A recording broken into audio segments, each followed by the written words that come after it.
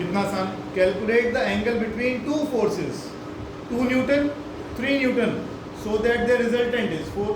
Same तो question हुआ। Resultant का फॉर्मूला क्या है? a square plus b square plus 2ab cos theta. Resultant कितना बोल रहे हो? 4। एक फोर्स को 2 ले रहा है, एक को 3 ले रहा है,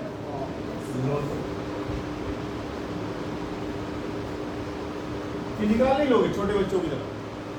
16 में से 9 प्लस 4 13 माइनस करो, काट पीट करो, आंसर आ गया। cos थीटा की वैल्यू लिख देना बस।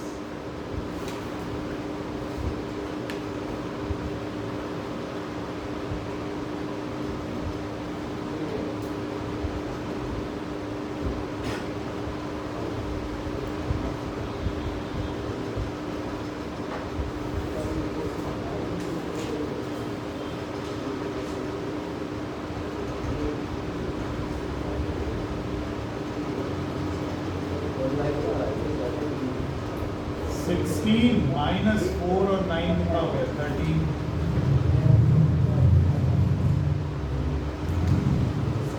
हाँ,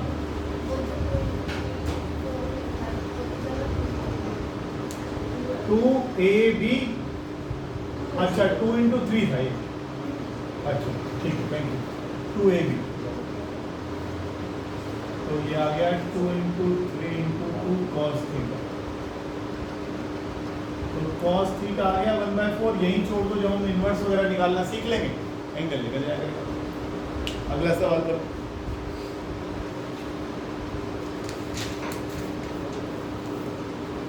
टू इक्वल फोर्सेस, क्वेश्चन लिखते जाओ फटाफट। Two equal forces have the square, two equal forces have the square of their resultant equal to 3 times their product.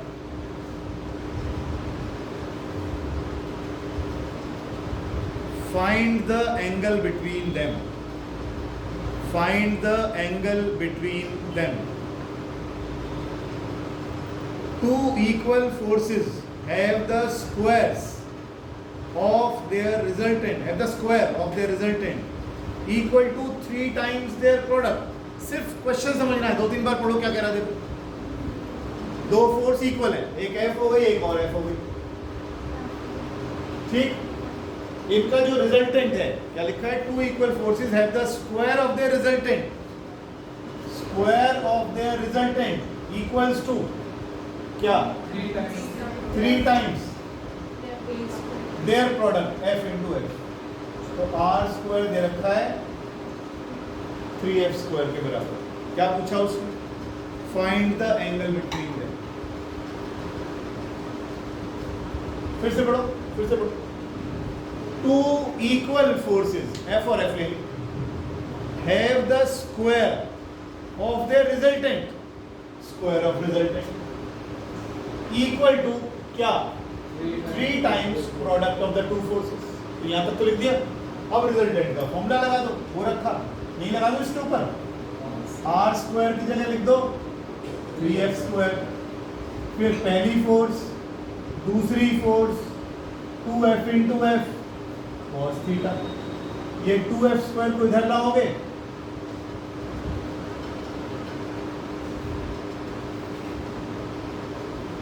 cos theta आ गया 1/2, थीटा आ गया 60। ये भी क्वेश्चन।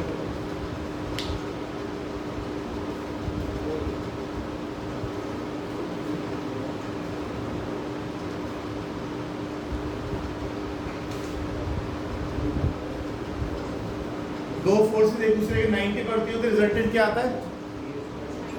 दो फोर्सेस एक दूसरे के रिजल्टेंट होती है तो 90 को से रिजल्टेंट क्या आता है? a square plus b square का अंडर रूट, ठीक।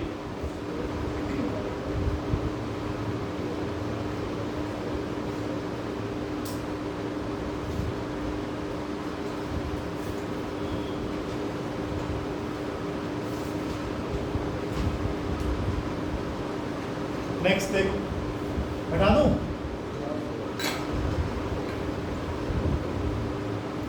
एक पार्टिकल है जिस पर 4 फोर्सेस लग रही हैं, ऊपर लिख सकते हो particle is acted upon by the following forces. A particle is acted upon by following forces. Acted upon, ACTED, acted upon by two बार बोले जा रहा हूँ, सॉरी, by following forces. कौन कौन सी? 30 newton due east, 30 newton due east, 20 newton due north, 50 newton due west. ये सारी force एक साथ ही लगेंगी. और 40 न्यूटन ड्यू साउथ. ये सारी फोर्सेस हमने एक साथ एक पार्टिकल पे लगा दी. सारी फोर्सेस पार्टिकल पे एक साथ लगा दी.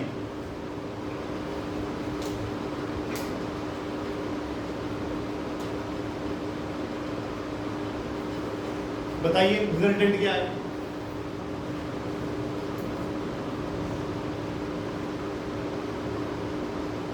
थर्टी न्यूटन किधर लगा? ईस्ट. ये लो 30 न्यूटन लगा.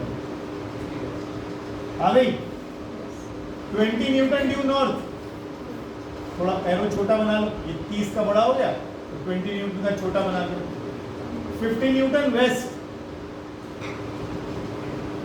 इधर को लगा दिया. 40 न्यूटन ड्यू साउथ. अब एक बात बताओ, जो आप समझिए ना, दाएं बाएं फोर्सेस है वो तो कटेंगी. जब फोर्सेस में 180 का एंगल होगा तो क्या होंगी? माइनस. और एक बॉक्स के ऊपर जब हम फोर्स लगा रहे थे 2 न्यूटन इधर, 5 न्यूटन इधर, तो क्या कर रहे थे आप? 5 माइनस 2 यही कर रहे थे. अब भी यही करूंगा मैं, कौन सा नया कुछ कर रहा हूँ? 50 माइनस 30, रिजल्टेंट फोर्स कितनी आई?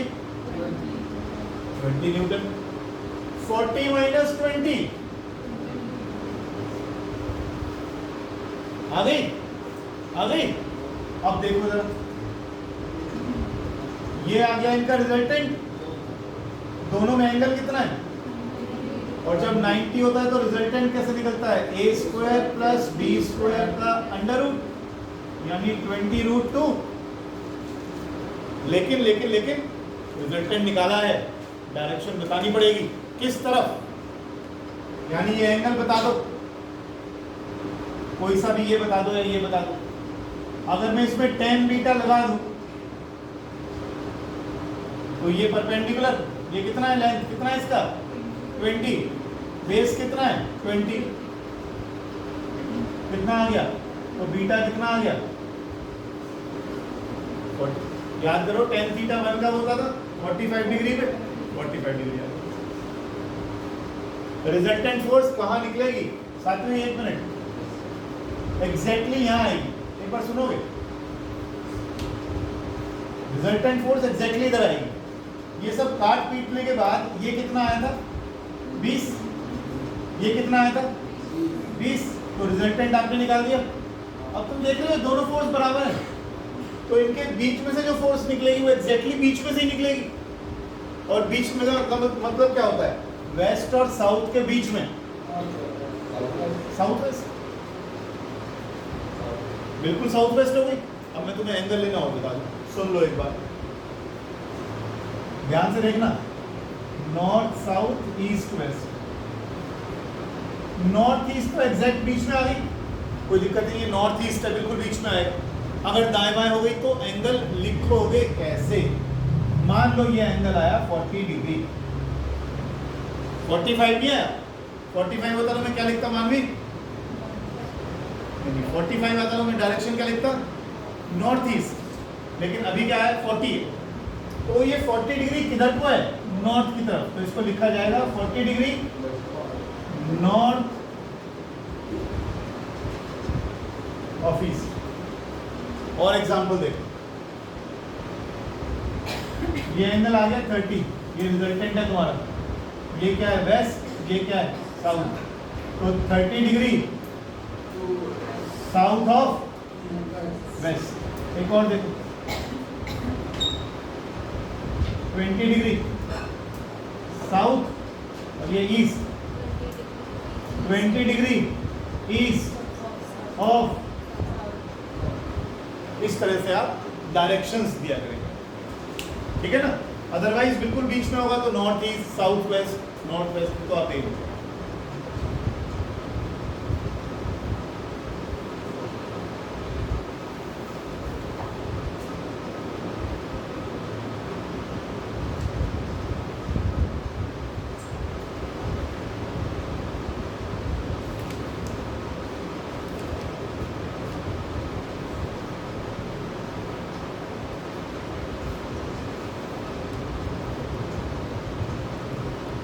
करो शुरू।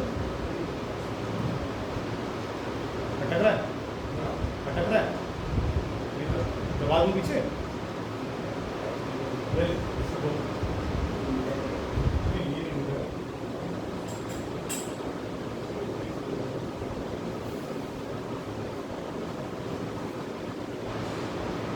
हटा दूं इसको, हटा दूं।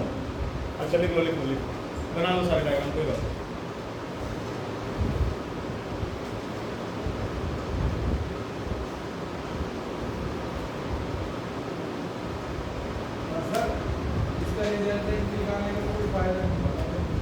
रिजल्टेंट निकालने का फायदा माने इसने बोला था रिजल्टेंट फोर्स निकालो। इसने बोला था मैं ये 4 फोर्स नहीं लगाना चाहता, इन चारों फोर्सेस को हटाओ, एक फोर्स लगाओ। उस एक फोर्स को बोलते हैं रिजल्टेंट। तो हमने रिजल्टेंट निकाला। जो आमने सामने की फोर्स थी वो तो सीधी सीधी माइनस हो ही। बाकी वाले के लिए मैं पैरेललोग्राम लॉ लगाना जानता हूँ, तो वो लगेगी। ठीक है, आगे चलो।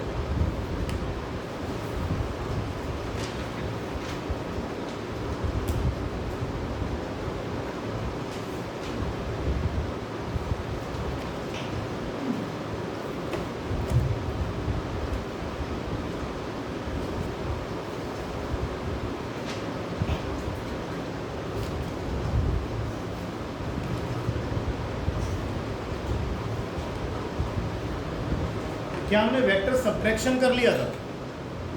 सब्ट्रैक्शन नहीं करा हमने। अरे कैसे छूट गया?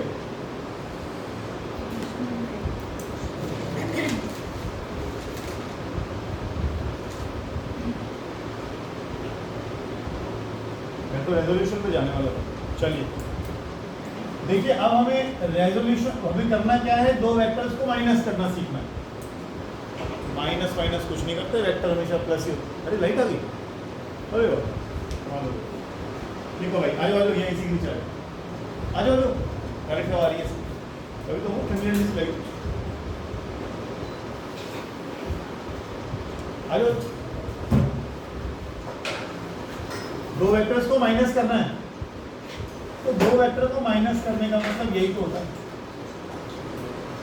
ए वेक्टर में बी माइनस नहीं करना, बैठ गए जल्दी बैठो। ए वेक्टर में बी माइनस नहीं करना, ए वेक्टर में बी का उसे चला लो। तुम क्यों गर्मी कर रहे हो? बिजली का बिल मैं नहीं देना, टेंशन मत लो। ए माइनस बी, ए में बी वेक्टर माइनस कर दो। कैसे? मान लो एक वेक्टर दे रखा है ए, एक वेक्टर दे रखा है बी, और मैं आपसे कहता हूँ ए में से बी माइनस कर दो। तो मैं तुम्हें ए माइनस बी करने को नहीं कह रहा, मैं तुम्हें कह रहा हूँ ए वेक्टर में बी का माइनस जोड़ दो। किसी वेक्टर का माइनस कैसा होता है? बिल्कुल उल्टा, ये माइनस बी हो गया। अब ए वेक्टर में क्या जोड़ूं? बी का माइनस। ए को उठा लो, ये ए आ गया, और इसके हेड पर क्या लगा दूं? बी का। तो ये वेक्टर क्या आ गया? तो वेक्टर सब्ट्रैक्शन में एडिशन में कोई खास फर्क नहीं।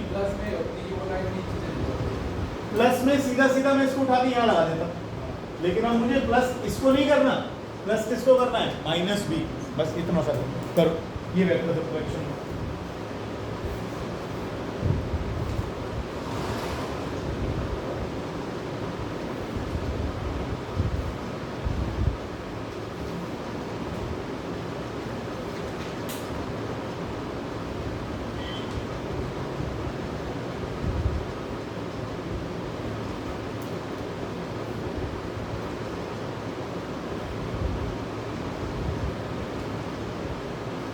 कल हमने देखा था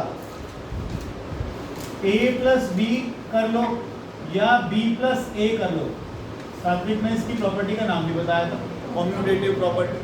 तो आप a में b ऐड कर लो या b में ऐड कर लो, कोई फर्क नहीं पड़ता, लेकिन आज फर्क पड़ेगा, आज फर्क पड़ेगा। अभी आपने क्या करा, a माइनस बी, वो किस तरफ आया। अब एक काम करो, साथ ही साथ b माइनस ए भी निकालो, यानी अब की बार b को तो ऐसा कैसे उठा लो और a को उल्टा कर दो। तो b को तो ऐसे उठा ला, ये रहा मेरा b, और इसमें क्या ऐड कर लो, a माइनस ए, ये आ गया माइनस। तो ये क्या आ गया, इसका क्या आ गया, रिजल्टेंट। जरा देखना ध्यान से, उल्टा हो गया ना, a माइनस बी इधर को आ रहा है, a plus b, a b minus a इधर को आ रहा है, उल्टा हो गया एक दूसरे। a माइनस बी ऐसे है, b माइनस ए ऐसे, a माइनस बी ऐसे है, b माइनस ए ऐसे, उल्टे हो गए। तो इस बार हम लिख सकते हैं पिछली बार की तरह नहीं है, a minus B is not equal to b minus A. Commutative property hold नहीं करती है। किससे मिलना भाई, तो नहीं देखा था तो लग रहा है, आ जा, आएगा क्यों नहीं, पर क्यों आया है।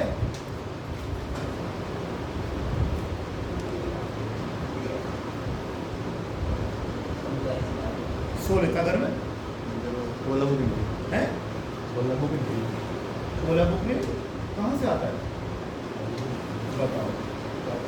साइकिल उठा आ जाओ, वहाँ पे वो 12th क्लास में एक लड़की आती है, इसके कौन सी स्कूल की पता नहीं, ज्ञान देवी, सेक्टर 4-8 मरला से आती है साइकिल पे, उसे ओला चाहिए, पढ़ने की इच्छा हो तो ना।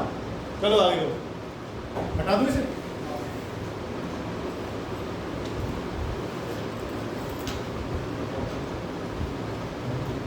बाइक वाले को कर ले तो साइकिल चलानी आती नहीं है।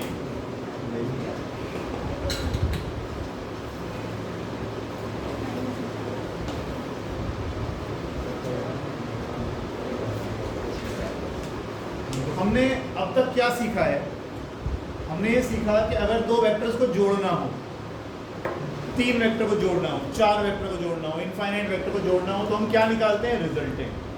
यानी बहुत सारे वेक्टर्स को इकट्ठा करके हम एक बना रहे थे, अब तक बहुत सारे वेक्टर्स को इकट्ठा करके हम क्या बना रहे थे, एक कर रहे थे।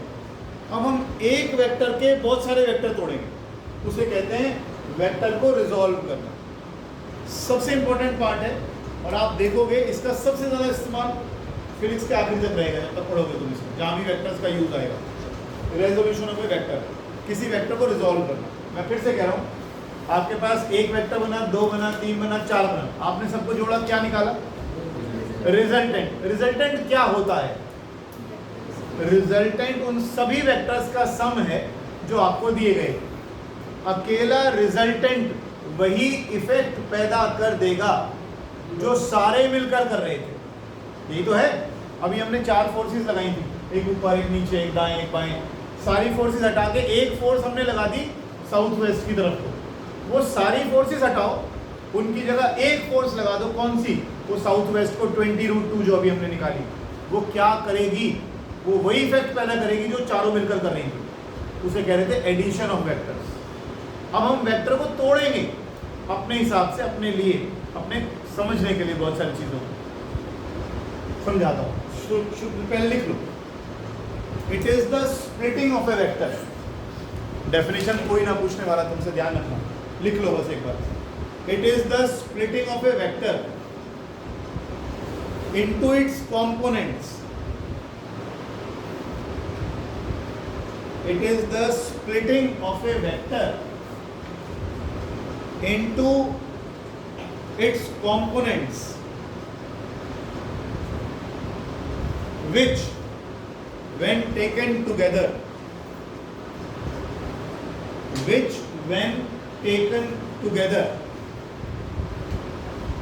produces the same effect. Produces the same effect as is produced by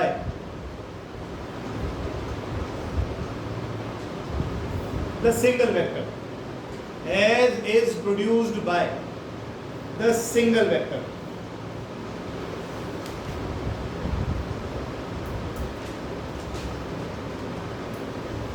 किसी भी वेक्टर के, अच्छा पिछली बार हमने पॉलीगन लॉ भी करा था, उसमें कितने वेक्टर्स को जोड़ सकते हो? बहुत सारे, इनफाइनाइट वेक्टर्स को जोड़कर एक वेक्टर बना सकते हैं।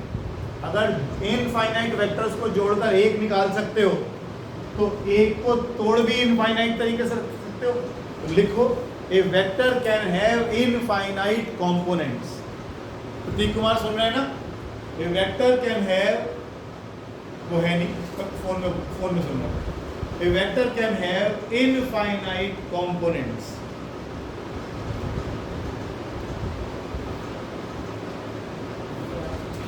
A vector can have infinite components. लेकिन ज्यादातर, बेटा मेरा फोन खराब था बराबर, लेकिन ज्यादातर केसेस में हम कंपोनेंट्स कौन से तोड़ते हैं?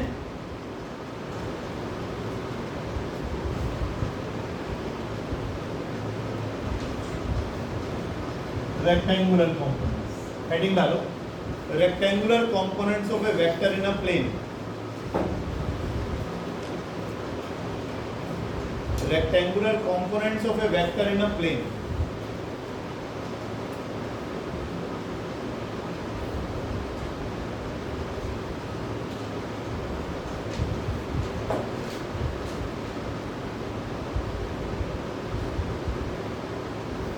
सुन लेना पहले फिर बनाना। रेक्टेंगुलर कंपोनेंट्स कहने का मतलब हम एक वेक्टर के कंपोनेंट्स तोड़ेंगे such that all the three vectors are perpendicular to each other. आसान भाषा में मैं एक वेक्टर के कंपोनेंट्स इस तरीके से तोड़ूंगा, एक एक्स एक्सिस का लॉन्ग, एक वाई एक्सिस का लॉन्ग और एक, और इन तीनों में आपस में कितना एंगल है? 9। ठीक, अगर मैं ऐसे कर देता हूँ तो एक्स दो कंपोनेंट टूटेंगे, ठीक है ना? एक प्लेन में तो दो ही टूटेंगे, तो इस तरह से हमने एक वेक्टर लिया ए जो एक्स एक्सिस का एंगल बना रहा था थीटा। हमने कहा हम इसके दो टुकड़े करेंगे, दो कंपोनेंट्स तोड़ेंगे। किधर? एक आ गया ax और ए आ गया हमारा a। फिर बोल रहा हूं कंपोनेंट्स क्या होते हैं। इस वेक्टर के दो टुकड़े करने जा रहा हूं, ये दोनों टुकड़े भी वही काम करेंगे जो ये वेक्टर कर रहा था। पहले उल्टा कर रहे थे हम, आपको एक वेक्टर ये दिया था, एक वेक्टर ये दिया था। अब मान लो, सुनना ध्यान से, मान लो मैं आपको कहता ए एक्स वेक्टर है और ए वाई वेक्टर है, इनका रिजल्टेंट निकालो, तो आप फट से क्या करते? पैरेललोग्राम बनाते, यहाँ से डायगोनल निकालते, आप कहते ये रहा जी रिजल्टेंट। ऐसे निकालते हैं रिजल्टेंट। एक वेक्टर, दो वेक्टर दिए हुए थे, उनको ऐड करना कैसे सीखा हमने? इन पैरेललोग्राम बनाया, ये डायगोनल क्या देगा? रिजल्टेंट देगा। रिजल्टेंट निकल गया। अब उल्टा कर रहे हैं, अब डायगोनल दे रखा है, कह रहा जी तोड़ दो, हमने तोड़ दो, ठीक है ना? अब इसका मतलब क्या है? आगे बढ़ते हैं, लिखो इतना बना लो पहले। किसी भी वेक्टर में कितने कंपोनेंट्स होते हैं? एक होता है उसका मैग्नीट्यूड, एक होते हैं उसकी डायरेक्शन। अगर मैं ax वेक्टर लिख रहा हूं तो इसका मैग्नीट्यूड को कैसे रिप्रेजेंट करूंगा? अगर मैं ax वेक्टर लिख रहा हूं तो इसका मैग्नीट्यूड कैसे लिखूंगा? नहीं ax। और ये किस डायरेक्शन में? x एक्सिस पे कौन सा वेक्टर होता था? i cap. बहुत बढ़िया, आपको कुछ बताया लिख रखी है मैंने, इसमें मैंने लिख रखी है x एक्सिस, z लिखूंगा तो k लगा, ठीक है ना? ये आगे वेक्टर्स, वो x एक्सिस रेक्टेंगुलर कंपोनेंट्स का मतलब होता है वेक्टर के परपेंडिकुलर कंपोनेंट्स। आसान, बिल्कुल आसान। रेक्टेंगुलर कंपोनेंट्स का मतलब है किसी वेक्टर के परपेंडिकुलर कंपोनेंट्स। मैंने परपेंडिकुलर तोड़े, एक ये और एक ये परपेंडिकुलर, ठीक है ना? आगे लिख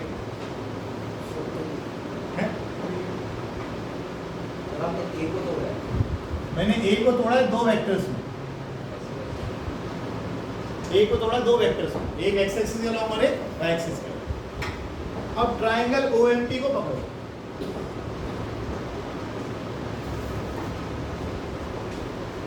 और इसमें ट्रायंगल लॉ लगा दो।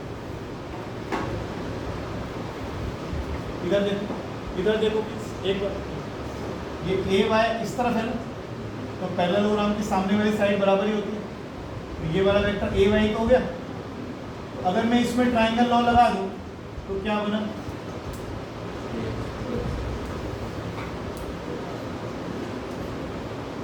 ट्रायंगल लॉ कैसे लगाया था कल कैसे लगाया था, ट्रायंगल की दो साइड्स एक दूसरे के पीछे भाग रही है कि नहीं, two sides of the triangle taken in same order, two sides of the triangle taken in same order, और third side taken in opposite order gives you resultant.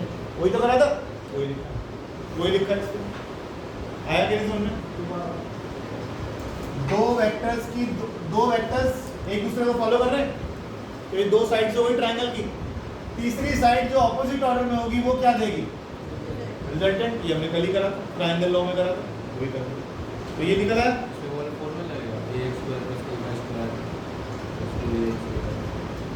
मुझे जो पढ़ाऊं तो दिमाग को इधर चलाएगा, ठीक, ज़्यादा मत सोचेगा, कम सोचेगा, थोड़ी चीज़ आराम आप चलानी चाहिए। क्या ठीक लिखा है? और सात्विक बाबू, क्या ये दोनों वेक्टर्स परपेंडिकुलर नहीं है? जब वेक्टर्स परपेंडिकुलर होते हैं तो रिजल्टेंट कैसे निकालते हैं? A square plus B square का अंडर रूट। क्या मैं ये लिख सकता हूँ resultant is equal to A square plus B square का अंडर रूट? अगर दो वेक्टर्स को जोड़ना होता, दो के आपस में 90 होते, तो रिजल्टेंट क्या निकलता? इसका स्क्वायर प्लस इसका स्क्वायर का अंडर रूट। अभी भी तो वही है, कुछ बदल थोड़ी गया। पहले दो का एक कर रहे थे, अब एक का दो कर रहे हैं। 1 2 का 4 2 4 का 1, वही हो गया है। तो अब मुझे बताइए, ये थीटा है ना, इसकी लंबाई किसके बराबर है? ए वाई के बराबर। इसकी लंबाई ए एक्स के बराबर है, और ये वाली लंबाई ए के बराबर है। लंबाई मतलब मैग्नीट्यूड, लंबाई मतलब मैग्नीट्यूड, ठीक है। अगर मैं आपसे कहूँ cos थीटा निकालो, तो आप लिखोगे बेस अपॉन हाइपोटेन्यूज, तो ax क्या आ गया? a cos theta. ये केवल आज ही बता रहा हूँ, कल से तुम ओरल करोगे इसको, ये कौन डिराइव करने में बैठा है, इसको आम सी बात हो जाएगी तुम्हारे लिए। और देखो sin थीटा लगाओ, परपेंडिकुलर कितना है? ए वाई कितना आ गया? इसे एक बार लिख लो, मैं तुम्हें बिल्कुल छोटा कर देता हूँ, क्या करना है लिखो जल्दी से। अभी आप सर वो बता रहे हैं कि इस वेक्टर मैं कोशिश कर रहा हूँ फिजिक्स पढ़ाने की।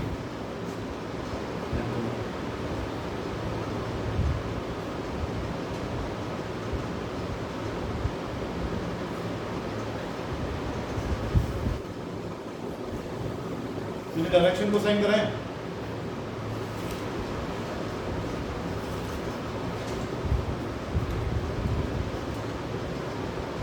बन गई बात कुछ? इसको हटा दूँ सारे को? कैश कर लिया?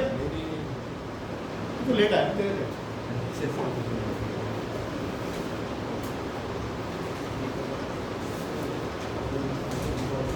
मुझे पता ना मिटाऊंगा मैं, फिर घूम पिएगा मेरा। जल्दी कर ली। रेक्टेंगुलर कंपोनेंट्स का मतलब कैसे कंपोनेंट? Perpendicular component. परपेंडिकुलर कितने परपेंडिकुलर कंपोनेंट तोड़े जा सकते हैं? 3। नहीं, परपेंडिकुलर वाले कितने तोड़ोगे? 3, x के अलॉन्ग, y के अलॉन्ग, z के अलॉन्ग। अभी मैंने केवल एक प्लेन में तोड़े, तो केवल x और y तोड़े। अगर 3 तोड़ने होते आपको तो क्या लिखते? ax स्क्वायर, कोई फर्क नहीं पड़ता। अब सुनो हमने क्या किया, इसको मैं सुन लेगा प्लीज, सुन लो, सुन। ये सब चीजें ना अब तुम्हारे लिए बड़ी आम हो जाएंगी। कैसे? देखो, अगर कोई वेक्टर दे रखा है, मुझे इसका कंपोनेंट तोड़ना है, एक तो इधर को तोड़ना है और एक इसके परपेंडिकुलर तोड़ना है। ये वेक्टर क्या है? B vector. मुझे इसके कंपोनेंट तोड़ने, ध्यान से देखना, मुझे इसके कंपोनेंट तोड़ने। बी वेक्टर के कंपोनेंट तोड़ने और परपेंडिकुलर कंपोनेंट्स तोड़ने। कौन से कंपोनेंट? रेक्टेंगुलर कंपोनेंट तोड़ने। तो कहीं तो एंगल लेना पड़ेगा। तो मान लो मैंने एंगल ले लिया ये वाला, जिसके साथ एंगल लिया गया है ये कंपोनेंट हो जाएगा और ये क्या हो जाएगा? आप पिछली वाली ड्राइंग में देख सकते हो, पिछली वाली ड्राइंग में देख सकते हो जो आपने ड्राइंग बनाई थी। आप देखो जिसके साथ थीटा लिया वो कंपोनेंट कौन सा आया? ax को क्या लिखा है आपने? a cos theta. और a y को क्या लिखा है? a sin थीटा लिखा है ना। इसका मतलब जिसके साथ थीटा लेंगे वो cos कंपोनेंट बनेगा। हमें इतना ही याद रखना है, इससे ज़्यादा हमें याद नहीं रखना। ठीक, रेक्टेंगुलर कंपोनेंट्स हैं तो अगर मैं इसका स्क्वायर और इसका स्क्वायर करूंगा और रूट करूंगा तो यही आएगा b। करके देख लो, इसका स्क्वायर करो, b square cos square theta, b square sin square theta, मैं जोड़ो sin square theta cos square theta का सम 1, तो b आ गया दोबारा से, है ना। तो किसी भी वेक्टर का कंपोनेंट तोड़ोगे, फिर से दोबारा पूछ रहा हूँ, किसी वेक्टर के कितने कंपोनेंट तोड़ सकते हो?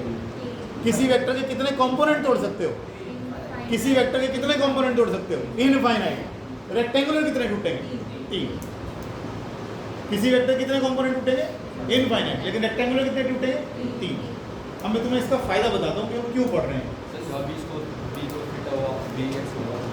क्या कह रहे हैं?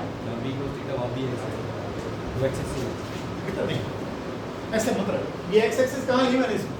किसी को भी ले लिया एक्स एक्सिस, तो तू ऐसे ध्यान रख, किसी भी वेक्टर के साथ कहीं भी थीटा लूंगा मैं तो वो कॉस कंपोनेंट, दूसरा वाला साइन कंपोनेंट। साथ वाला मत बोल, एंगल है यहाँ पे। हाँ तो वही बोल जो बोल रहा हूँ।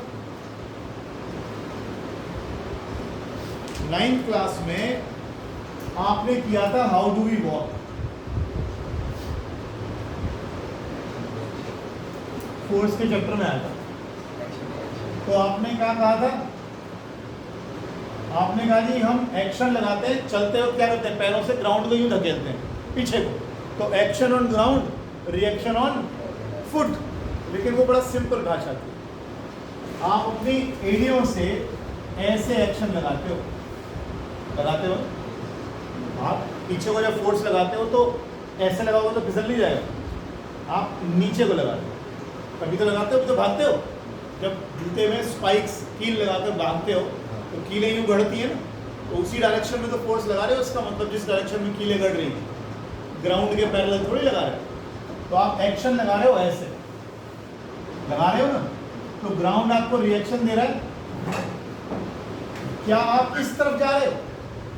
आप तो कहाँ जा रहे हो? आप तो यहाँ जा रहे हो। और फोर्स किधर मिल गई? रिएक्शन किधर मिल गया? ऊपर को। इधर पे थोड़ी जा रहे हो। फिर चल कैसे रहे हो? देखो, इस R के कंपोनेंट्स को, ये कंपोनेंट कौन सा हो? ये कौन सा हो? Any other force acting on the पैर, any other force acting on the foot, weight of the man is acting downwards। ठीक, ऐसे मत दे, आसान सी चीज। आपने R के कंपोनेंट्स तोड़ दिए, R cos थीटा और R sin थीटा। कंपोनेंट्स क्या होते हैं? वेक्टर के वो टुकड़े जो सारे मिलकर वही काम करेंगे जो वेक्टर कर रहा था। पहले हमने एडिशन सीखा था, सारे वेक्टर्स कुछ काम कर रहे थे, हमने कहा इनको सबको हटाओ, एक लगा दो, तो हमने रिजल्टेंट निकाला। वो रिजल्टेंट वही काम कर रहा था जो सारे मिलकर कर रहे थे। अब हमारे पास एक वेक्टर है, उसके हम टुकड़े कर देते हैं। ये दोनों टुकड़े मिलकर वही काम करेंगे जो ये अकेला कर रहा था। अब ये वेक्टर गया, खत्म, क्योंकि इसके आपने क्या कर दिए? टुकड़े कर दिया। इसके कितने टुकड़े कर दिए? R cos थीटा और R sin थीटा, 3 कितने कर दिए? छोड़ी। वो तो वेट है, कंपोनेंट थोड़ी है उसका। ये तो weight is another force acting on the foot, है ना। कितने वो कर दिए हमने? 2 कंपोनेंट कर दिए, R cos थीटा और R। फोर्स ही तो है। रिएक्शन क्या होती थी? फोर्स। दीवार में घूसा मारोगे तो तुम्हारे हाथ में चोट लगेगी ना, दीवार ऊपर फोर्स लगाएगी ना, रिएक्शन फोर्स ही तो होती है। तो ये फोर्स लगी थी, हमने उस फोर्स के क्या कर दिए? 2 टुकड़े कर दिए। अब वो फोर्स खत्म हो गई, क्योंकि ये दोनों मिलकर भी वही काम करेंगे जो ये कर रहा था। काम करेंगे मतलब वही इफेक्ट पैदा करेंगे। अच्छा, जरा देखिए, क्या ये पैर ऊपर को उठ रहा है या नीचे को जा रहा है? ना, ये तो आगे को जा रहा है। ये पैर ऊपर उठ रहा है, नीचे उठ रहा है? नीचे को जा रहा है। ये तो आगे को जा रहा है। इसका मतलब R sin थीटा ने किसको बैलेंस कर लिया? mg वेट को। लेकिन r cos theta will make you move forward. अब एक काम करता हूं, इसके पैर में रस्सी बांधता हूं और जितनी फोर्स r cos थीटा लगा रहा है उतनी मैं इधर को लगा देता हूं। अब बताओ चलेगा ये? नहीं चलेगा? अब ये कैसे चलेगा? इसको इसने बैलेंस कर दिया, आप चलने की कोशिश कर रहे थे r cos थीटा फोर्स से, मैंने आपकी टांग पकड़ लिया r cos थीटा के बराबर। चलोगे? चलना पड़ेगा। उसमें यही समझा रहा हूँ, केवल किसी भी वेक्टर को तोड़कर हम चीजों को आसानी से समझ सकते। This is how we work. लिख लो आता है यार, तो ये सवाल ना कुछ तो कर ले। मुझे लगा मैं ऐसे बता दूँ मैं किकली कर रहा हूँ आपके साथ।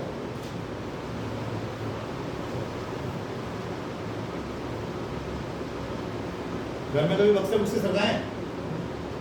सरकाए में माने माँ को कहा रहती है, कभी इस कमरे से उस कमरे में कर दे, उसमें से इधर कर दे, कभी टेबल इधर सरका दे।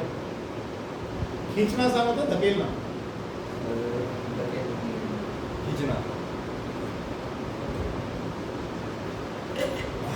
खींचना आसान है, धकेलना भाई खींचना पावला हो गया, छोड़ो। कीड़े की वीडियो देखी जो बता रहा था बेटा वही देख रहा है, तो कभी तेरी हालत ऐसी होगी। सही है उसे और बदनाम करते बेचारे को। मुझे सही में देखी थी शोर्ट्स में तो मैं यार उसका क्या कर रहा था वीडियो में देख लियो। It is easier to pull a lawn roller. याद है वो देखा है कभी पिच वगैरह बनाते हैं ना, पिच, तो वो एक रोलर सा होता है, उसको पकड़ के ऐसे खींचते हैं, देखा है कभी? ऐसे रोलर होता है बड़ा सा, पिच के ऊपर चलाते हैं और उसमें ऐसे रॉड लगी रहती है। अरे तुम्हारे रोड रोलर का छोटा रूप है, बस उसे इसे लोग खींचते हैं हाथ से, तो दो लोग हो जाते हैं, एक यहाँ लग जाता है एक यहाँ लग जाता है और इसको खींच लेते हैं पकड़ के, तो पिच को मजबूती से फ्लैट कर देते हैं, दबा देते हैं अच्छे से, है ना? तो अब सवाल यही था कि क्या खींचना आसान है कि धकेलना आसान है? Is it easier to pull or push a lawn roller? Question please वापस बोल it is easier to pull a lawn roller. It is easier to pull a lawn roller. A lawn LAWN होता है, LAWN होता है, loan नहीं, LAWN, lawn roller, then to push it.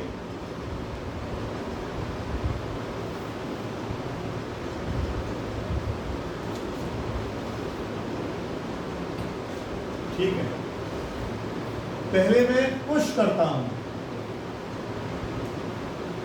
पहले मैं push करता हूं, ठीक है?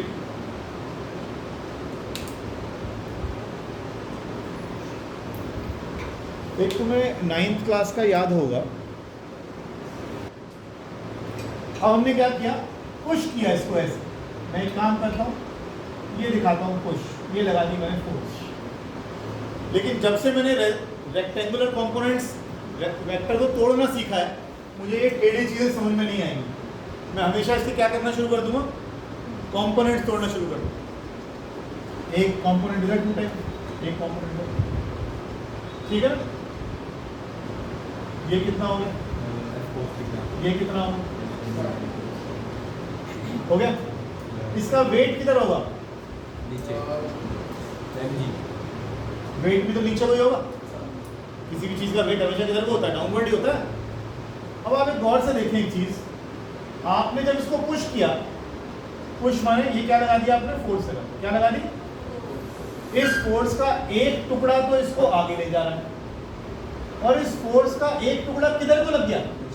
नीचे को लग गया। अब अगर मैं आपसे कहूं इसका नेट वेट कितना हो गया या नेट डाउनवर्ड फोर्स कितनी हो गई? पहले सिर्फ कितना था? mg, अब कितना हो गया? mg plus f sin theta. Downward force बढ़ गई कि नहीं बढ़ गई? अगर ये फोर्स नीचे को बढ़ गई तो क्या बढ़ जाएगा?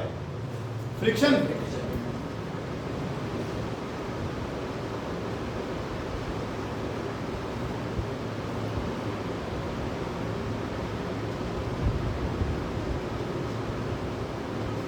प्रेशर बढ़ गया। अब उल्टा देखो, अब मैं इसको पुल कर रहा हूँ, ये आ गया। इसी डायरेक्शन में कंपोनेंट्स तोड़ दो, एफ और एफ, और नीचे इस बार देखना वेट का क्या हुआ, नेट वेट का क्या हुआ, एनर्जी कम हो गई, zero decreases, therefore friction decreases, therefore easier.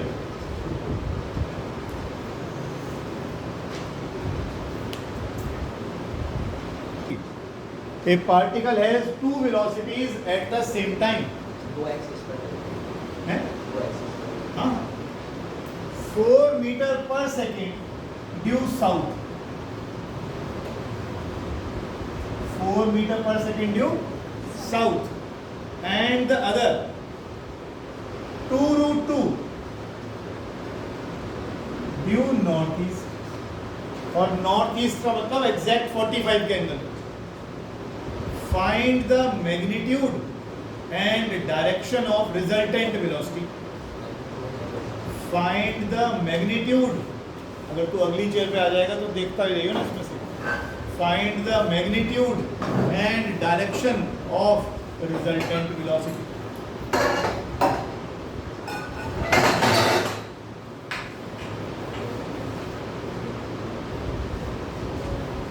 गंदे डायग्राम बना रहा है बहुत, कुछ समझ नहीं आया घर जाके।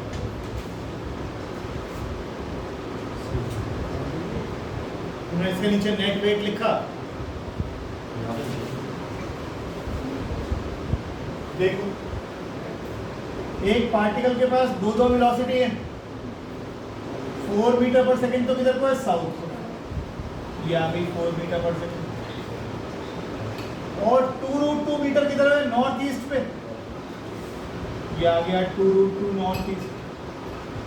बिल्कुल नॉर्थ ईस्ट कहने का मतलब कितना एंगल, 45। अब आपके पास एक वेलोसिटी ये रही और एक वेलोसिटी ये रही, कह रहा है इन दोनों की रिजल्टेंट निकालो। दो तरीके हैं करने के। रिजल्टेंट का मतलब क्या होता है, ऐड कर लो, ऐड कर लो। तो रिजल्टेंट वेलोसिटी कैसे निकलेगी, a² plus b² plus 2ab cos, दोनों वेक्टर के बीच का कितना एंगल है,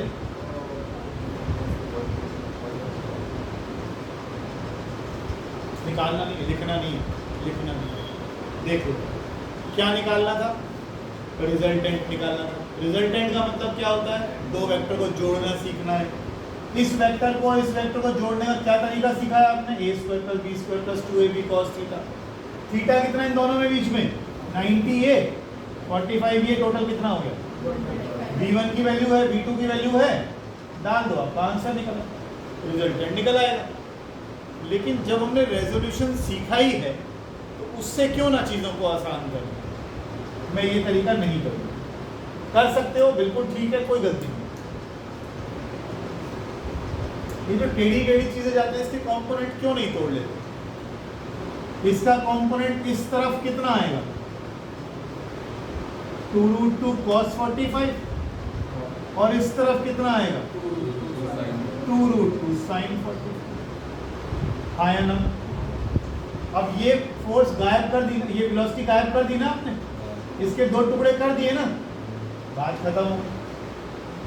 क्या करा आपने, वो उस मेन वाली वेलोसिटी को हटा दिया, उसको जो टेढ़ी सी जा रही थी उसको हटा दिया, उसके दो रेक्टेंगुलर कंपोनेंट तोड़ दिए।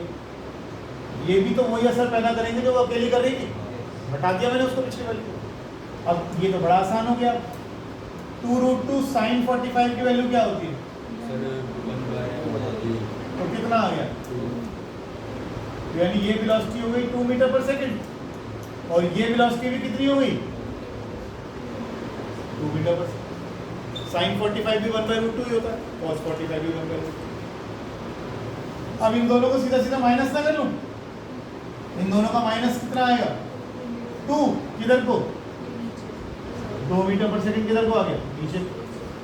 और 2 ही मीटर पर सेकंड किधर को आ रहा है, जब ये दोनों बराबर बराबर आ जाए ना, तो समझ लो कि एग्जैक्टली बीच में आएगा ये कौन सी डायरेक्शन है, ये कौन सी डायरेक्शन है, तो ये किस डायरेक्शन में आएगा, एग्जैक्ट साउथ ईस्ट में आएगा। जब दो वेक्टर एक दूसरे के परपेंडिकुलर होते हैं तो रिजल्टेंट कैसे निकालते हो, a square plus B square का कितना आंसर आएगा, और ये एंगल कितना आएगा, साउथ ईस्ट आ रहा है, तो ये क्या है भैया, मतलब resultant velocity, final velocity, answer velocity. Sir अगर हम इसमें 2 मीटर पर सेकंड और 2 मीटर पर सेकंड कहाँ तरीका आ गया, हाँ तो गए 2 मीटर पर सेकंड, 2 मीटर पर सेकंड इधर आ गया, 2 मीटर पर सेकंड इधर आ गया, ये 2 कैसा आया, 4 माइनस 2, 2 नीचे को आ गया, 2 इधर को आ गया, दोनों के बीच में एंगल कितना है, 90। ट्रायंगल रूल लगा दे तो तुझे इसमें दिक्कत है, तुझे इसमें दिक्कत है, ध्यान नहीं फिर मैं घना साइंटिस्ट बन रहा हूँ, काम कर ले, कुछ नहीं करना, जो बता रहा हूँ सीख ले। ये ट्रायंगल लॉ, पैरेललोग्राम लॉ अलग नहीं है, एक ही बात है। अब इनका एप्लीकेशन सीख कि जब दो वेक्टर्स सीधे सीधे रिजल्ट्स पे टूट के पड़ा था, दो वेक्टर्स एक दूसरे के परपेंडिकुलर हैं, तो रिजल्टेंट क्या आया, a square plus b square का। यहाँ तो नहीं पूछ रहा तुम, ये वेक्टर और ये वेक्टर में दोनों में 180 का एंगल है, जब दोनों में 180 का एंगल होता है तो रिजल्टेंट निकलता है a माइनस बी, बावले हैं यही करते रहेंगे। दिख रहा है कि ये 4 इधर है 2 इधर है, रिजल्टेंट कितना आया, 2 आया नीचे की तरफ, क्यों क्यों ना 180 करा तूने, बढ़ गया साइंटिस्ट, तो भी 2 जाता अबे बावला है तू, अगर वहीं पढ़ा रहेगा तो वहीं पढ़ा रही होगी, वही ढूंढता रही होगी क्या करा था हमने। अब चीजों को यूज करना सीख। और सर हम 4 का इसलिए निकाला क्योंकि पहले वो सीखा क्या उसको क्या कंपोनेंट है, ये कह रहा है कि इसके कंपोनेंट तोड़ने में, ये क्यों तोड़ेंगे, नहीं नहीं तोड़े, तोड़े। मुझे एक नंबर का सवाल बताना, इसलिए बताओ, किसी भी वेक्टर के कंपोनेंट उसके 90 डिग्री पर नहीं टूटते, कैसे। एक वेक्टर है ये रहा, इसका एक कंपोनेंट मैंने यहां तोड़ दिया, एंगल वाला कंपोनेंट कौन सा होता है, a cos थीटा, ये कितना आ गया, cos 90 कितना होता है, 0। इसका मतलब किसी भी वेक्टर का कंपोनेंट उसके 90 डिग्री पर नहीं टूटता। वो कह रहा है इसके कंपोनेंट तोड़ सकता हूँ, तोड़ ले, कितना आएगा, 0। किसी भी वेक्टर का कंपोनेंट उसके 90 डिग्री पर नहीं टूटेगा, ध्यान रखिएगा। और क्यों नहीं टूटेगा, तेरे को दिख गया, cos 90 हो जाएगा, क्योंकि जिस तरफ तेरा थीटा एंगल आता है कौन सा कंपोनेंट होता है, cos थीटा, cos कंपोनेंट होता है, cos कंपोनेंट होगा cos 90 0 हो गया, इसलिए। ठीक है, सोच लो, 2 मिनट का ब्रेक, जो चीज पूछनी है वो पूछ। यहाँ पर 2 रिजिड वॉल्स हैं, ये वॉल हो गई, ये वॉल हो गई, और रस्सी से हमने वेट लटका दिया ऐसा, ठीक है। तो क्या होगा, टेंशन आएगी। ये जो वेट है ये 600 न्यूटन का है, वेट किधर है, नीचे की तरफ। इन रस्सियों में टेंशन लगेगी, हाँ लगेगी। ध्यान रखिएगा, टेंशन हमेशा फिक्स पॉइंट से अवे होती है, यानी ये फिक्स पॉइंट यहाँ है ना, यहाँ से टेंशन किधर दिखाऊंगा, इधर, यहाँ से टेंशन किधर दिखाऊंगा, इधर। रस्सी में तनाव, रस्सी में कुछ बांध दोगे तो खिंच जाती है ना, तनाव, तो टेंशन आएगी, टेंशन इज अ फोर्स। इधर से दिखाओगे तो टेंशन ऐसे दिखाओगे, लेकिन टेंशन है सेम, ये भी T1 T1, ये कितनी है, T2 आ गई, वेट किधर आ गया, नीचे। ठीक, अब वो कह रहा है find T1 and T2। Sir हम सर जैसे T2 ही लगा, एक ही बात है बेटा, उससे कुछ फर्क नहीं, डिजाइन थोड़ी बनाना है। चल, फिक्स पॉइंट से इधर लगेगी, फिक्स पॉइंट से आगे होती है, ले खत्म, चल खत्म। मुझे फोर्स तो यही दिखानी है, कम ये काट ले। खिंचाव होता है, खिंचाव, खिंचाव नहीं है सर, खिंचाव होता है एक्सटेंशन, तनाव, ये सिर्फ टेंशन। टेंशन। गिटार बजाया कभी? देखा जिंदगी में? देखा तो उसमें पीछे नीचे नट बोल्ट से लगे रहते हैं। जब वो तार भारी भारी सी आवाज़ करने लगता है तो उसको ऐसे करके कस देते हैं, तो कस देते हैं तो तार और ज़्यादा खिंचा सा हो जाता है, तो फिर उसमें से आवाज़ और ज़्यादा ज़्यादा फ्रीक्वेंसी की आती है। रस्सी ढीली होगी तो टेंशन कम है, खिंची हुई होगी तो टेंशन तनाव ज़्यादा है। वो करंट हो जाएंगे इसको। हाँ, अब देखिए टेढ़ी चीज़ें समझ में आनी बंद हो गई आज के बाद से। ये तो सही है, हॉरिजॉन्टल है, ये समझ नहीं आ रही है, ये समझ नहीं आ रही, तोड़ दो। एंगल दे रखा है, एंगल दे रखा है, ये एंगल कितना दे रखा है? 60 डिग्री। अब मैं एक काम करता हूँ, इस T1 का कंपोनेंट तोड़ देता हूँ, लो इधर बनाने। T1 को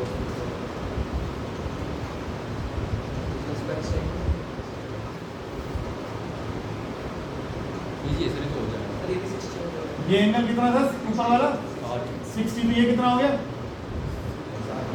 30। हाँ, ये कौन सी टेंशन थी? T1 ये कंपोनेंट क्या आएगा? बोलना निताशु बोलेंगे, ये कंपोनेंट क्या आएगा?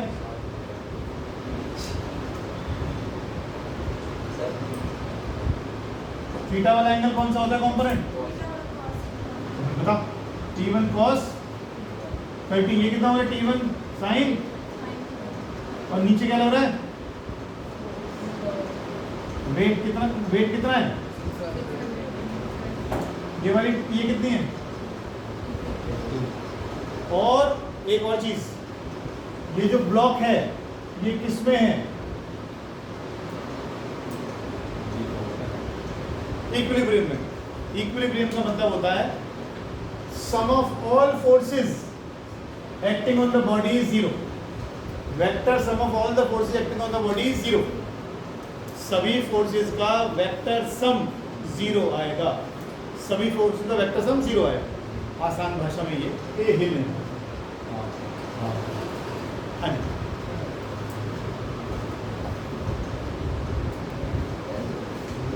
तो एक छोटा सा क्वेश्चन है तुमसे। हो गया सर, हो गया। हो गया। हाँ, देखो जी, अब ऊपर को लगने वाली फोर्स और नीचे वाली बैलेंस कर लेगी, राइट वाली लेफ्ट को बैलेंस कर लेगी। तो T1 sin 30 किसको बैलेंस कर रही है? T2 को। और T1 cos 30 किसको बैलेंस कर रही है? 600 न्यूटन। अगर मैं इन्हें डिवाइड ही कर दूं तो और आसानी से आ जाएगा। इनको डिवाइड करके देखो, T1 से T1 कट गया, sin 30 upon cos 30, tan 30। tan 30 क्या होता है? ये आ गया T2 by 600। ये देखो T2 निकल आया, 200/3 आ रहा है, 200। ये तो यहीं से निकल रहा था वैसे तो। T1 निकल गया, cos 30 की वैल्यू डालो, उधर ले जाओ, T1 निकल गया। ये कोई सवाल थोड़ी था। 600/√3 रैशनलाइज कर लो इसको। मेरा क्या ये निकल रहा है, 200√3। ये निकला। T1 cos 30 कितना होता है? √3/2। किसके बराबर आ रहा है? 600। तो T1 किसके बराबर आ गया? सर ये हमें ब्रैकेट में लिखना है कि इक्विलिब्रियम में है, इसे दे रहा है इसके। बेटा वो दिया हुआ है सवाल। सर जी मैं पूछ रहा हूँ कि T1 sin 30 क्या ये ऑब्जेक्ट, ये नॉट, ये गांठ है KNOT नॉट, इसमें दिया हुआ है कि नॉट रेस्ट पर है। कोई चीज रेस्ट पर कब होती है? मैं तेरा बेंच खींचता रहूँ तो मेरी तरफ आता रहेगा ना, है ना? इस पर क्या कह रहा है कि सारी फोर्सेस का सम कितना आ रहा है? जीरो आ रहा है। यानी लेफ्ट वाली फोर्स राइट के बराबर हो रही है, क्योंकि ना तो इधर जा रहा ना इधर जा रहा, ना ये ऊपर जा रहा ना ये नीचे जा रहा। इसका मतलब ऊपर वाली फोर्स नीचे के बराबर है, दाएं वाली बाएं के बराबर है। हमने इक्वेट कर इक्विलिब्रियम में इस पे हो जाएगा। हाँ,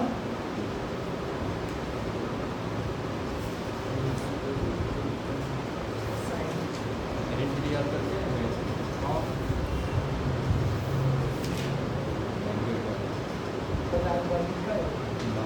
याद नहीं किया।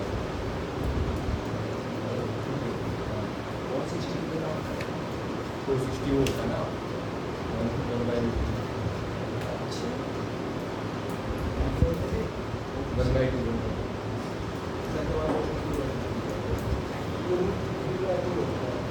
चलो अगले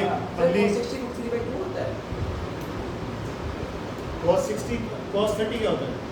√3/2 तो होता है। ऐसे में कोई याद नहीं। T1 sin 30 था सर वहाँ। बेटा मैंने ये यूज किया ना, T1 cos 30 600।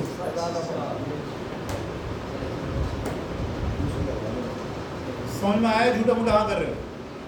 आ गया सही कहा। कंपोनेंट? फिर घर जाकर समझ में नहीं आया मुझे।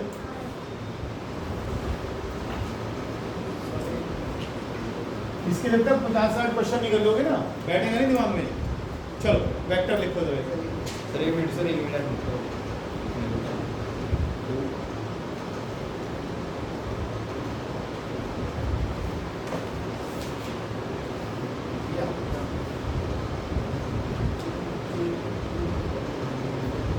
ये दो वेक्टर्स मुझे दे रखे हैं।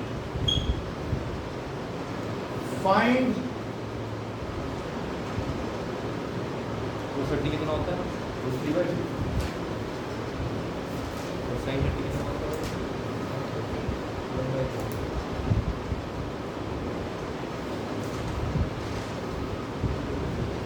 1/2 ये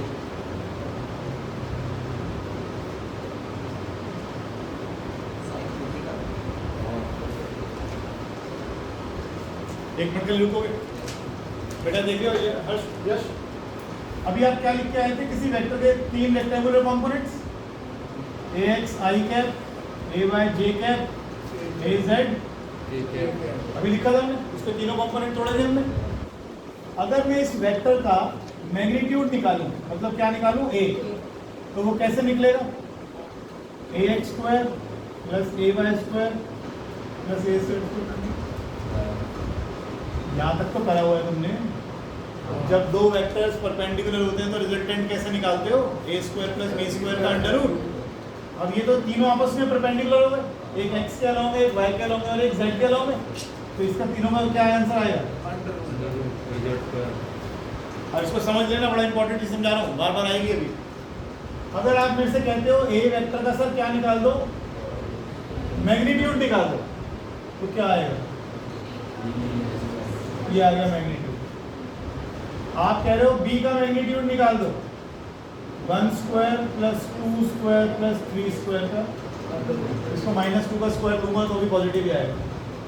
ये वेक्टर की क्या निकाल दिया हमने? मैग्नीट्यूड। क्या निकाल दिया? वेक्टर के मैग्नीट्यूड। अब वो क्वेश्चन में क्या दे रहा है, कितना आसान है देखो। कह रहा है दोनों वेक्टर्स को जोड़ लेते, जोड़। कैसे जुड़ेगा वेक्टर? इसे हटा दूं, सीधा सीधा a i में i जोड़ दो, j में j जोड़ दो और k में k जोड़ दो। 3 + 4i प्लस 0 है ही कुछ नहीं, प्लस 3k। ये कौन सा वेक्टर आ गया? a vector plus b vector आ गया। ये भी तो वेक्टर ही है। इसका रिजल्टेंट निकालोगे, उसका सॉरी मैग्नीट्यूड निकालोगे तो क्या आएगा? इस पे नंबर का स्क्वायर करो।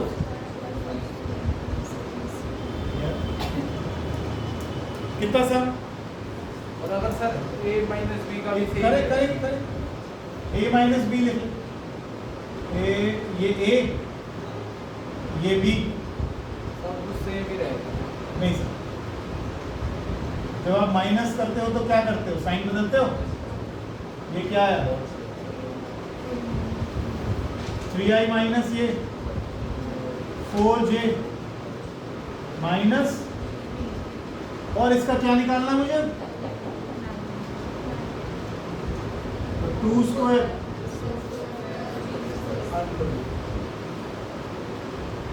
कुछ नहीं है, बहुत आसान है, बस घर जाके पढ़ना नहीं है। पढ़ना नहीं है, इतनी तो समझ में आएगा। इससे पहले क्या करा था फिर आपने? इससे पहले क्या करा था? था? क्या करा? इससे पहले रूट कर देते आप। अब तो देख रहे हैं, बात कर लेते हैं। किसी वेक्टर का वो कैसे निकलेगा? कोई वेक्टर दे रखा है, उसका मैग्नीट्यूड कैसे निकालोगे? जो जो नंबर आएंगे उसका स्क्वायर करके रूट कर लेंगे, i j के साथ जो आएंगे।